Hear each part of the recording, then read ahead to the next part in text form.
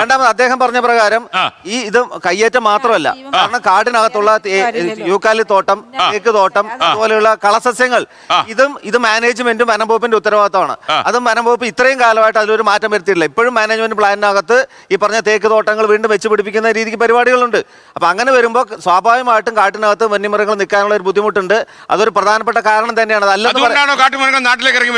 ഒരു പ്രധാനപ്പെട്ട കാരണം അത് തന്നെയാണ്, അല്ല ഒരു കാരണമാണ്. പക്ഷെ അതേസമയം ഈ പറഞ്ഞ ഇദ്ദേഹം പറഞ്ഞ കുട്ടമ്പുഴ, ഈ പറഞ്ഞ കോതമംഗലം, മലയാറ്റൂര്, അതിരപ്പള്ളി, വാഴച്ചാൽ ഈ മേഖലയിൽ നിന്ന് തന്നെയാണ് 27 ആനകളെ വേട്ടയാടിയതായിട്ട് വനംവകുപ്പിൽ ഒരു വാച്ചർ സത്യവാങ്മൂലം കൊടുത്തു. ആ അന്വേഷണം ഞാനും കൂടെ അതുമായിട്ട് ബന്ധപ്പെട്ട് സഹകരിച്ച ഒരു വ്യക്തിയാ. അപ്പൊ 27 ആനകളെ 56 പ്രതികളെ രാജ്യവ്യാപകമായിട്ട് പിടികൂടി. ഞാനും കൂടെ അതിന്റെ ഒരു ഭാഗമായതുകൊണ്ട് അപ്പൊ നാട്ടുകാർ ഈ മൃഗങ്ങളെ വേട്ടയാടുന്നുണ്ട് എന്നുള്ളതിന്റെ ഒരു പ്രൂഫ് കൂടിയാണ്. അപ്പൊ അവരെ വന്ന് ആക്രമിക്കാനുള്ള എല്ലാ സാധ്യതയുണ്ട്.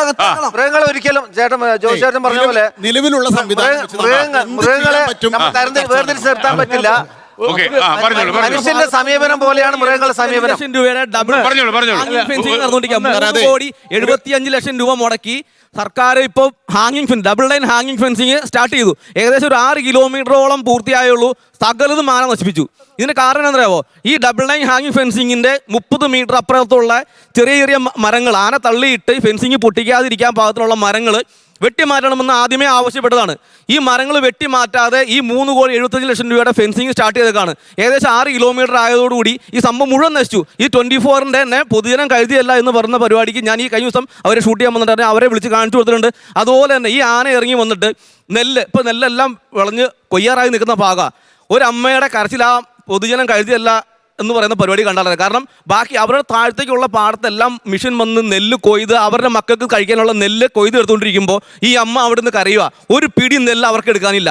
40,000-80,000 പാട്ടം മുടക്കി കൃഷി ചെയ്ത് അവസാനം ഇത് ഒരാഴ്ചയും കൂടെ നോക്കിക്കഴിഞ്ഞാൽ അവരുടെ മക്കൾക്ക് കൊടുക്കാനുള്ള അരി അവർക്ക് ഉണ്ടാക്കാം. ആ സാധനം പോലും കിട്ടാതെ, ഒരു പിടി അരി പോലും കിട്ടാതെ കരയുന്നത് ഈ 24-ന് തന്നെ പൊതുജനം കരുതിയല്ല. ലോകത്തെവിടെയായാലും ഏത് സമയത്തും 24 വാർത്തകളും ഓഗ്മെന്റഡ് റിയാലിറ്റി പാക്കേജുകളും എക്സ്പ്ലെയിനറുകളും വിശദമായി കാണാൻ ഞങ്ങളുടെ യൂട്യൂബ് ചാനൽ നിങ്ങൾക്ക് സബ്സ്ക്രൈബ് ചെയ്യാം.